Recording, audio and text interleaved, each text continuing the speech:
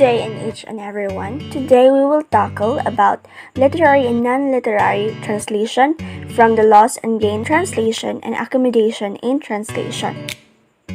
Types of translation. Literary translation focuses on sense and styles, prose and poetry, novel, and etc. While the non-literary translation focuses on sense only, physical science, law, social science, journalism. In a discipline and subject, a definite question has definite answer. It is concerned with meaning, not with style. It's meant to be sense for sense and not for word. Literary translation is a type of translation where the source documents are fiction.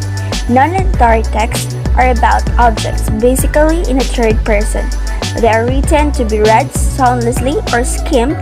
Their core of literary text is the original imaginative metaphor and neologism. The core of non-literary text is the standard for explanatory metaphor and plain word. The main difference between literary and non-literary translation is the time spent pre-translation, translation and editing of given document. Literary comprises the world of the mind and imagination. Non-literary text is word, reality, facts, and events.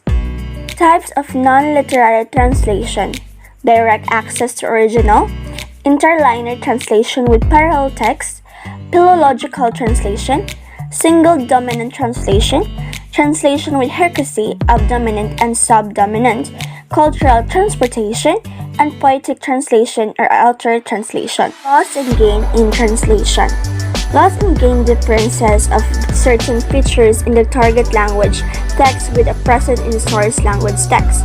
Translation losses occur on all language level: morphological, syntactic, textual, and stylistic hierarchical.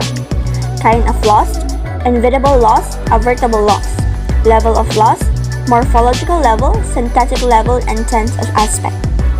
Loss occurs because of cultural gap lies between the two respective languages. Many source languages ceased of source texts are known as the English speakers. A loss of translation results from the semantic or structural deficiency in the TL which cannot be composed for with gain adds which did not exist in subs language whenever it's in the translation language semantically richer. Gain the translation by loan, word with explanation, translation by paraphrase, use related words, and translation by paraphrase using unrelated word.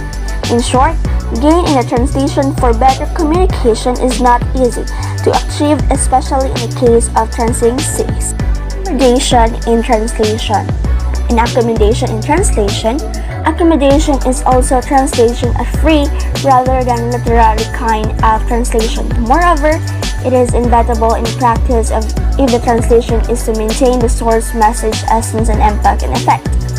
Accommodation is considered a synonym of adaptation, which means changes are made to large text or target text, produced in line with the spirit of the original text with obviously translation in traditional sense is thus created.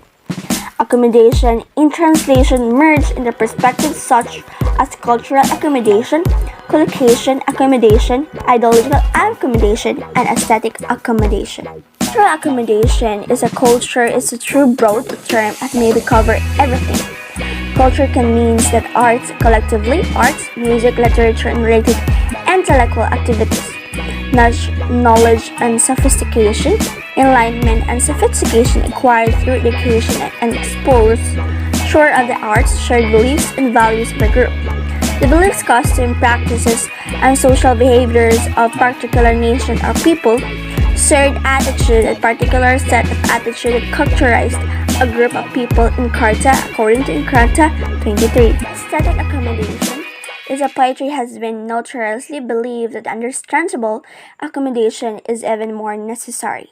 Because poetry is a fundamental valuable for its aesthetic value, aesthetic accommodation becomes a skill instead of basic requirement. Logical accommodation, sexual and political concerns, sex education is a school of curriculum but never serious taught. The teachers just tell the students to read what is written in the textbook and discourage the students from asking questions. So in the translation, whether omit or abrogate the original graphic description of sex scene. Collocation accommodation, if the language were simplified nomenclature for as a universal concept, it would be easy to translate from one language to another. One would simply replace the English name for a concept with a Chinese name or vice versa. Collocation is a difficult factor for anyone learning a foreign language. Regular dictionaries are of little help of translating collocation, and translators most often resort in